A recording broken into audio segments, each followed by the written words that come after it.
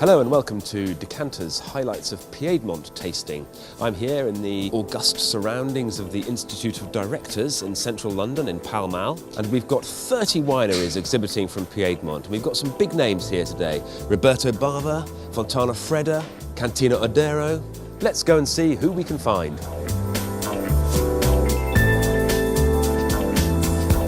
I am the president of the consortium of the producers of Barolo Barbaresco, the wines of Alba, Langhe and Roero, but I'm also here as a wine producer. This Barolo we age about 80% in small barrels, 20% in large Slavonian oak barrels, in a mix of new and second-year-old. So after 24 months in barrels, we blended the wine and we bottled the wine. So this wine has been in bottle already for 1 year. Wonderful. My recommendation is discover the youth and the freshness of Piedmontese wines. So Piedmont is not only castles and Barolo, and I am a producer of Barolo, but it's Moscato, it's fragrancy, it's Gavi, so fresh, crispy wines.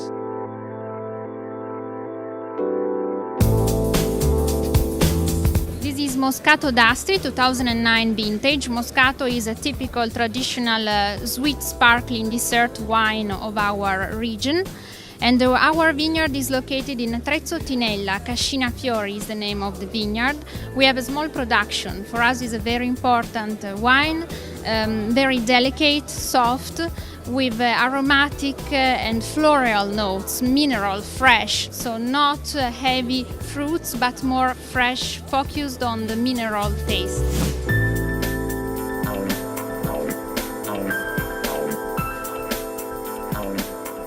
I came here looking for a declaration, if you like, on the part of the wines and on the part of the producers that '06 was the decade of the vintage of the decade. They have a lot of somewhat hidden fruit, a lot of tannin, a lot of acidity, and they're going to take time. The good 2006s are not going to be ready, in my opinion, for 4 or 5 years, and I think they're going to last. The best ones are going to last 10, 20, 30 years.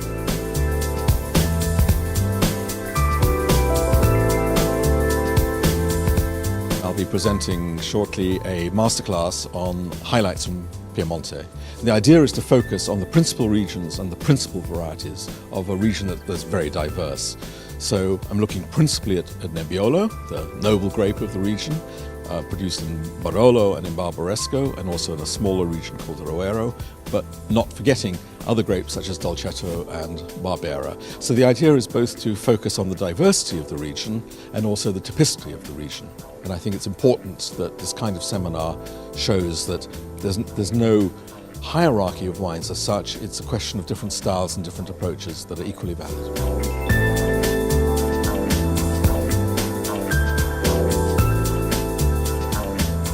Tonight, what's great is after all the trade have tasted these superb wines, the consumers are going to come and they're going to discover them. And probably there aren't many opportunities to taste so many wines from the Piedmont all together. And that's what's so exciting for me, that Decanter's been able to bring together this great selection of producers.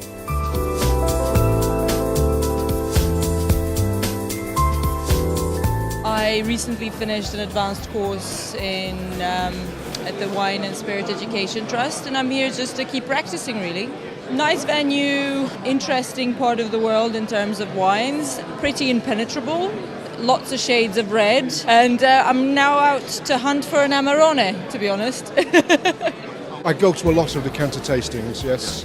People have got an opportunity of tasting wines that sometimes you can't just buy in the supermarket. It's an opportunity to come round and actually view them, taste them and decide what you like. That's providing you can buy them in this country, of course.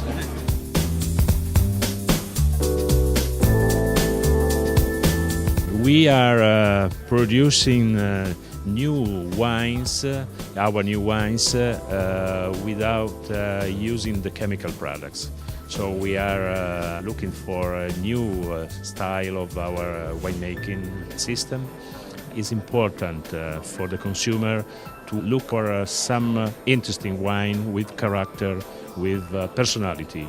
So I think there is the future for our product and is the future for the wine consumption in the world.